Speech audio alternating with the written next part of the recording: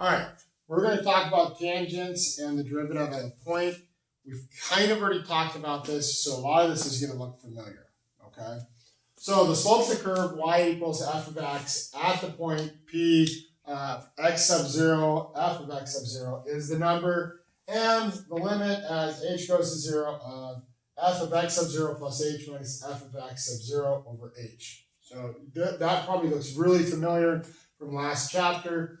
The tangent line to the curve at point P is a line through P with this slope, okay? So this is, if you remember, we talked about tangent lines and finding the tangent line. So what this does, this is actually our derivative, okay? So our first example, it says find the slope of y equals 1 over x at any point A, period. What is the slope when x equals 1, okay? So the first thing is I gotta find the slope of this. So what we're going to do is we're going to look at, so x sub 0 in this case is a, and so what I'm going to do is I'm going to look at the limit as h goes to 0 of 1 over a plus h minus 1 over a all over h, okay? So that's my first step, okay? Now what I'm going to do is I'm going to look at simplifying that top part there. And so I got to get a common denominator, so that's going to be a times the quantity a plus h. So I have a over a times a plus h minus a plus h over a times quantity a plus h all over h, okay? Now, I'm going to get this, oops, I should have put my limit here. Limit as h goes to 0. I'm going to kind of combine some stuff here and move stuff around. So limit as h goes to 0. Remember, this is actually h over 1, so this is going to kind of flip and multiply. So I have a minus the quantity a plus h over h times a plus h, like that. All right. So now I'm going to just keep on simplifying. We're doing this kind of one step at a time. So a minus a is 0, so I have minus h over h times, I'm going to go a squared plus ha. I'm going to just kind of combine those there. And what happens, now I can cancel out these h's. So now I have the limit as h goes to 0 of negative 1 over a squared plus ha. Well, where is h going to? H is going to 0, so this piece right here is going to go to 0. So I have negative 1 over a squared. Okay? So there's my first part of part A. So that's the slope. So all I did was what we did last function, but instead of using x plus h, now I used a plus h, because it said my point was a. You did this last chapter when you actually had a physical point. Like if it said, hey, find the slope of the line at the coordinate 1, 4, you would have had 1 here, and you would have worked it out. So now, what happens when I plug in negative 1? So now I'm going to look at, well, negative 1 over negative 1 squared, which is going to give me negative 1. So there's my slope at negative 1, is I just actually physically plugged in that number, okay? So it says, where does the slope equal negative 1/4? So now what I'm going to do is I'm going to take my slope equation here, negative 1, so this was a, this is b, so negative 1 over a squared equals negative 1/4. Well, what that's really looking at is where is a squared equal to 4? Because I have negative 1, negative 1. So a is going to, so we're going to have a slope at negative 1/4 when a equals plus or minus 2. Okay? Well, the last thing that I didn't write up here is I kind of wanted you to kind of talk about what this slope is going to look like. So if I look at negative 1 over a squared, what happens at that slope when I plug in anything in there? What type of slope am I going to have? So what I'm asking is, am I going to have a positive slope, a negative slope, is it going to fluctuate between them? So I'm going to have some places where it's positive, some places where it's negative, and I'm going to have 0. Well, the unique thing here is as I plug in values, let's say I plug in positive values for A. So I'm plugging numbers greater than 0 in for A. Well, what's going to happen here is this is going to be negative, right? And it's going to go to negative infinity as I get closer and closer to 0, okay? Can't plug in 0 because I couldn't plug in 0 up here, so there's no value for 0. What happens if I plug in negative values? Well, negative values, when I square a negative value, it becomes positive, so I have negative over positive, which is going to be negative. And so if we look at our graph here, this is our graph, right? So if I look at any slope along here, and I'm sorry I'm not drawing very good tangent lines, all these are negative slopes, and that's what they're kind of trying to get at there, okay?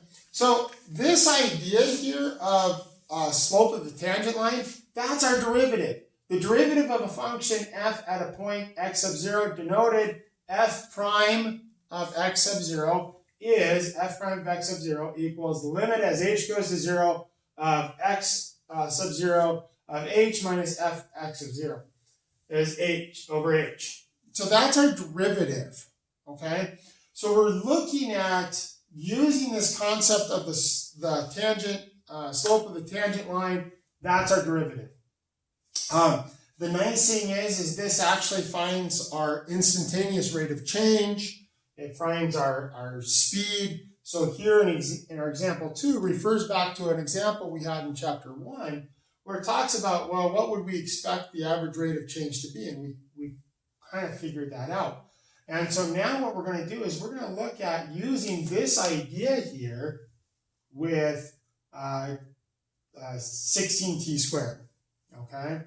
And so what we're going to do is we're going to actually, and we're going to look at it for 1. So this says I have x of 0 plus h. So I'm putting a very specific value in there. So I have 16, 1 plus h quantity squared minus 16 times 1 squared over h. And that's the limit as h goes to 0. Now, if I wanted a general term, any term, I would leave this 1 as an x, okay? So right now, we're looking at a specific value, so I plug that specific value in, all right? And maybe I'll show you what happens if I don't, okay? So now we're gonna kind of simplify this out. So the limit as h goes to 0, this becomes 16 times 1 plus 2h plus h squared minus 16 all over h. The limit as h goes to 0, and up here we have 16 plus 32h plus 16h squared minus 16 all over h. So the 16s cancel out. Okay, I'm going to come over here. The limit as h goes to 0 of 32h plus 16h squared over h. So these h's cancel out, leaving me with the limit as h goes to 0 of 32 plus 16h, but h goes to 0, so our answer is 32. Okay, so I think that kind of would be good at this point to kind of show you, this isn't going to be in your assignment, but to show you what happens if I'm talking about a general term. So let's look at y equals 16x squared and kind of look at that for a general term. So I would have the limit as h goes to 0 of 16 times x plus h quantity squared minus 16h squared all over h, okay? So this kind of is very similar. Okay, so this becomes 16 times x squared plus 2xh plus h squared minus 16x squared all over h. Limit as h goes to 0 of 16x squared plus 32xh plus 16h squared minus 16x squared all over h. Okay, I notice here that my 16s will cancel out, so now I have the limit as h goes to 0 of 32xh plus 16h squared all over h. So I noticed here my h's cancel out, leaving me with the limit as h goes to 0 of 32x plus 16h. We said h is going to 0, so our final answer is 32x. So if I wanted to find the rate of change at any velocity now, or any time now, it's right here.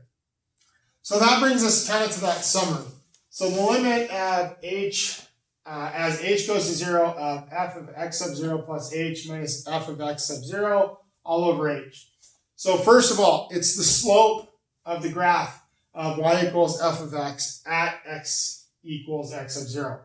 It's the slope of the tangent to the curve y equals f of x at x equals x sub 0. So it's the slope of the graph, it's the slope of the tangent line, which makes sense, right? So this is actually slope at a point, slope of the tangent line. So now it's the rate of change, right? Which we talked about, the rate of change of f of x with respect to x equals x sub 0. So it's the instantaneous rate of change. It's the derivative, f prime at x sub 0 at a point. So it's all of those at the same time. So that's our first kind of look at tangents and the derivative at a point.